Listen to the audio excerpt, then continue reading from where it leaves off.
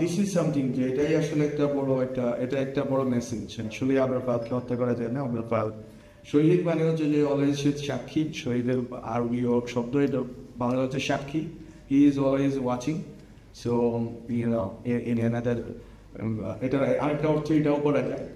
আমি যদি গ্লোবালি যদি আমি এগুলো রিপ্রেজেন্ট করতে পারি ঢাকাকে এবং বাংলাদেশকে, তাহলে আমি মনে করি বাংলাদেশ এই অঞ্চলে যেই আধিপত্যবাদের কোশ্চেনটা আছে ওইটাকেও সলভ করতে পারে আলটিমেটলি।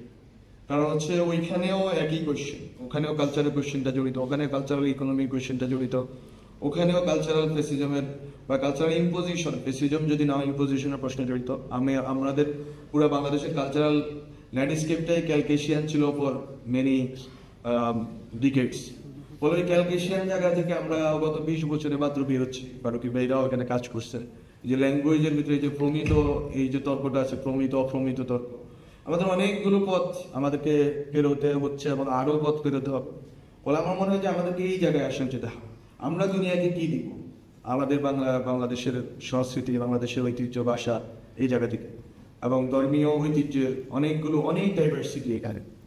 এখানে কলন্দর আছে, এখানে হচ্ছে মাদার পীরের গল্প আমরা জানি।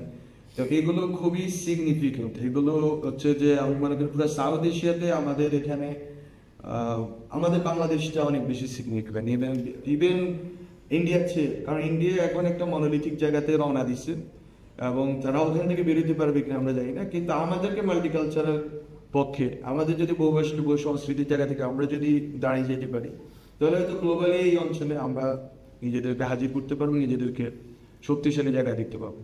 এবং এই জায়গাটা যদি দেখতে পারি তাহলে আমাদের সার্বভৌমত্বের প্রশ্নগুলি, আমাদের স্বাধীনতার প্রশ্নগুলি এগুলো সুরক্ষিত থাকবে। আমি সবসময় বলি যে যেই রাষ্ট্রের ইস্যু ভিতরে ডিল করতে হয় সেই রাষ্ট্র দুর্বল রাষ্ট্র, যে রাষ্ট্র বহির্মুখী সেই রাষ্ট্র শক্তিশালী। ফলে রাষ্ট্রের ভিতরে তর্কগুলো আপনার পেটি ইস্যুতে জড়িত থাকে না, বরং থাকে যে আমি নিজেকে গ্লোবালি যখন উপস্থাপনের কল্পনা করি তখন আমি হচ্ছে এই যে পেটি যে ইস্যুসগুলো আছে পলিটিক্যাল ইস্যুগুলো আমাদের কাছে গুরুত্বপূর্ণ থাকে না। আমাদের কাছে গুরুত্বপূর্ণ এটা আমাদের ন্যাশন কত গুরুত্বপূর্ণ, আমাদের ন্যাশন কত সম্মানিত এবং আমি এই ন্যাশনাল অংশ হিসেবে কত সম্মানিত। ফলে পেটি কোয়েশ্চেনগুলো আর থাকে না পলিটিক্সে। যদি আপনি যে কোনো একটা উন্নত রাষ্ট্র বা দেশের ক্ষেত্রে দেখবেন, আমরা ওই জায়গায় বাংলাদেশকে দেখতে চাই।